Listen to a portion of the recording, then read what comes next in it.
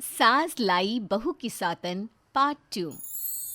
पिछले भाग में हमने देखा कैसे सास रोमा की लाई हुई सौतन मीशा के प्यार के जाल में नैतिक फंसता जाता है।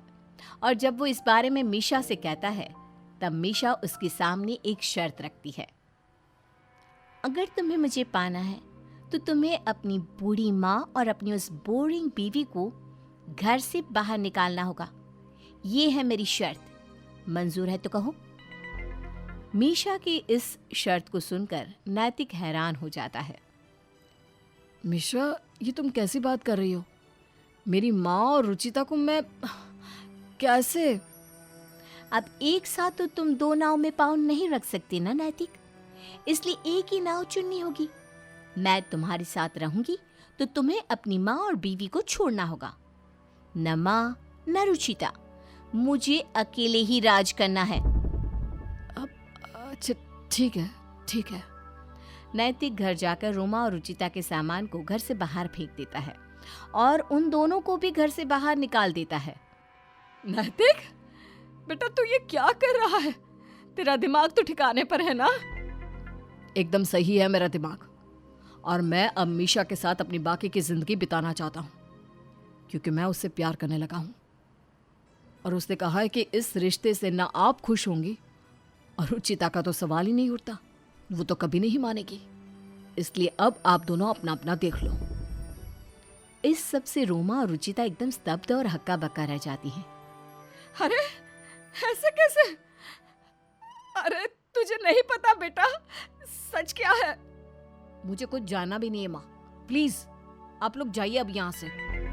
तुमने ये सही नहीं किया नैतिक, तुमने मुझे जीवन का सबसे बड़ा धोखा दिया है। रोमा और रुचिता वहां से निकलकर रास्ते पर भटकने लगती हैं और एक जगह पर बैठकर वो दोनों रोती हैं। रुचिता बहू, मुझे माफ कर दे। उस मीशा को मैं तेरी सौतन बनाकर ले आई थी, लेकिन उस करमजली ने तो मुझ पर ही उल्टा वार कर दिया और धोखा दिया। क्या मतलब? आप ये सब क्या कह रही हैं माँ जी? मुझे तो कुछ समझ में नहीं आ रहा। रोमा सारी कहानी रुचिता को बताती है कि कैसे वो मीशा को बुरे मकसद से सौतन बनाकर लाई थी, और ये सब सुनकर रुचिता बहुत दुखी होती है। मैं जानती हूँ मैंने बहुत गलत किया, लेकिन अब मुझे ठोकर मिल गई। सीख लिया मैंने सबक, क्योंकि उस डाकन ने तो खुद घर में प्रवेश कर लिया और हमें बेघर कर दिया। साथ ही साथ उसे तो मैंने पूरे पैसे भी दिए थे इतने दिनों की एक्टिंग के, और अब वो नैतिक के पैसे भी खा जाएगी।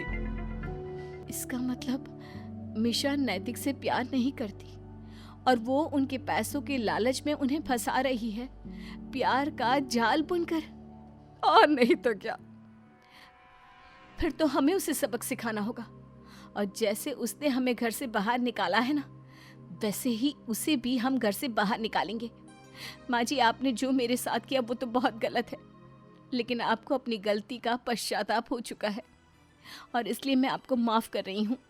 हाँ बहू, अब हम सास बहू की टीम मिलकर उस सौतन को घर से बाहर निकालेंगे। रोमा और रुचिता ठान लेते हैं कि अब वो मीशा को नैतिक से दूर करके उसे उसके जीवन से और घर से बाहर निकालेंगे। वहीं मीशा नैतिक के पैसों का इस्तेमाल कर करके अमीर बनती ही जा रही थी। बेचारी रोमा और रुचिता अब दर दर भटक रही होंगी, धूप, बारिश और ठंड में। और मैं इस एसी वाले कमरे में नैतिक के पैसों से आराम फरमा रही हूँ। बेचारा नैतिक, वो तो अंधा हो गया है मेरे आकर्षण की जाल में। तभी मीशा को किसी का फोन आता है और वो फोन कॉल उठाती है। हेलो जान, हाँ मैं आ रही हूँ। आज तो उस छछूंदर निठल्ले नैतिक ने मुझे अपना क्रेडिट कार्ड ही दे दिया है। अनगिनत पैसे हैं उसकी बैंक अकाउंट में। आज तो हम मस्त थिएटर हॉल में जाकर पिक्चर देखेंगे और किसी मॉल में जाकर ढेर सारी शॉपिंग करेंगे। रोमा और रुचिता ये सारी बातें खिड़की से सुन लेती हैं और फिर वो दोनों मीशा का पीछा करती है और देखती है कि मीशा एक गुंडे मवाली जैसे आदमी से मिलती है जिसका नाम था पृथ्वी, जो मीशा का प्रेमी होता है। अरे वाह वाह वाह वाह, आज तो तुम कमाल का नूर ढा रही हो। चलो चलो फटाफट पिक्चर देखने चलते हैं। हाँ डियर चलो, हम ना कपल वाली सेल्फी भी खींचेंगे। पृथ्वी और मीशा दोनों थिएटर में चले जाते हैं और ये दृश्य देखकर रोमा और रुचिता दोनों भी दंग रह जाते हैं। हे भगवान, इस लड़के ने इतना बड़ा गेम खेला है। सच में क्या खिलाड़ी है ये अब नैतिक के पैसों से अपने गुंडे प्रेमी के साथ मजे कर रही है। लेकिन माँ जी, हम भी कोई अनाड़ी नहीं है। मैंने मीशा की सारी बातें फोन पर रिकॉर्ड कर ली थी और ये देखिए, ये उसके प्रेमी और उसकी फोटोज भी खींची है। अब हम ये सबूत नैतिक को दिखाएंगे। वाह बहू वाह, लगता है पिछले जन्म में तू पुलिस अफसरनी होगी। रोमा और रुचिता मीशा और पृथ्वी के पीछे घूमती हैं और पूरा दिन उसकी तस्वीरें खींचती रहती है, फिर चाहे वो शॉपिंग मॉल की हो या होटल की या पार्क की। रात में जब नैतिक घर आता है तभी वो मीशा के लिए एक डायमंड का नेकलेस सेट लाता है और उससे कहता है, देखो मीशा, मैं तुम्हारे लिए क्या लाया हूँ, डायमंड का necklace. Wow, thank you thank you thank you, ये तो मेरा सपना पूरा हो गया डार्लिंग। मीशा, अब वक्त आ गया है कि हम ऐसे बिना रिश्ते के ना रहे। अब हम शादी करेंगे। मैंने वकील से बात कर ली है, मैं रुचिता को तलाक दे दूंगा और तुमसे शादी करूंगा। ये सुनकर मीशा एकदम से चौंक जाती है, घबरा कर कहती है, क्या शादी? देखो नैतिक, मैं ये डायमंड नेकलेस तो एक्सेप्ट कर सकती हूँ, लेकिन तुम्हारा ये शादी का प्रस्ताव, no no no no no. शादी करना जरूरी थोड़ी ना है, हम बिना शादी के भी तो रह सकते हैं। लेकिन मीशा, तुम्हें शादी करने में एतराज क्या है? तभी अचानक से वहां पर रोमा और रुचिता आ जाते हैं। क्योंकि इसका दिल तेरे लिए नहीं, इसके गुंडे मवाली बॉयफ्रेंड के लिए धड़कता है। ये देख सबूत।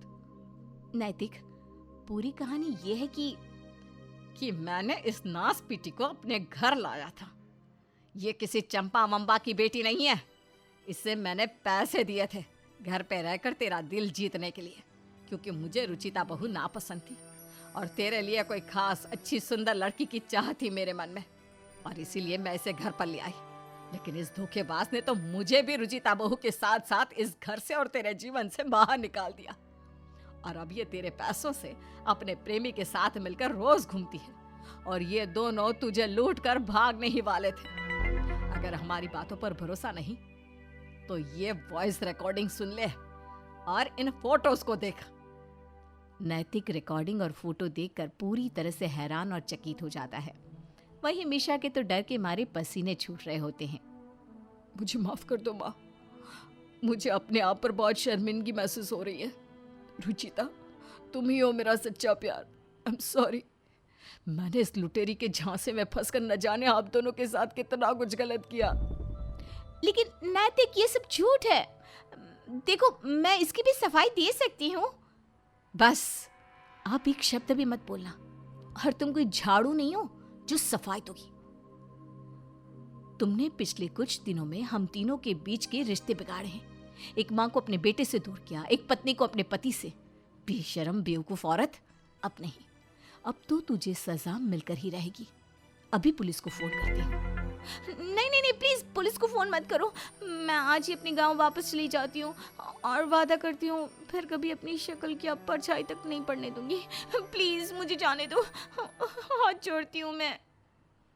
रुचिता मीशा को जाने देती है और फिर, रुचिता बहू, आज तूने मुझे एक और सीख दे दी बेटा, कि इंसान की खूबसूरती उसकी अच्छाई और नेक स्वभाव में होती है। सिर्फ खुश क्या, बल्कि मैं तो खुद को बहुत भाग्यवान समझती हूँ कि मुझे तुझ जैसी बहू मिली और मुझे तुम जैसी बीवी। तीनों की आंख खुशी से छलक पड़ती है और इस हादसे के बाद इनके रिश्ते और भी मजबूत हो जाते हैं। रोमा और रुचिता का रिश्ता तीखे से मीठा हो जाता है और वो दोनों सास बहू नहीं, एक माँ बेटी की तरह रहने लगती है। और रुचिता और नैतिक का टूटा हुआ रिश्ता भी फिर से जुड़ जाता है। और कुछ ही समय बाद रुचिता एक नन्ही सी प्यारी बेटी को जन्म देती है और पूरा परिवार एक खुशहाल जीवन बिताता है।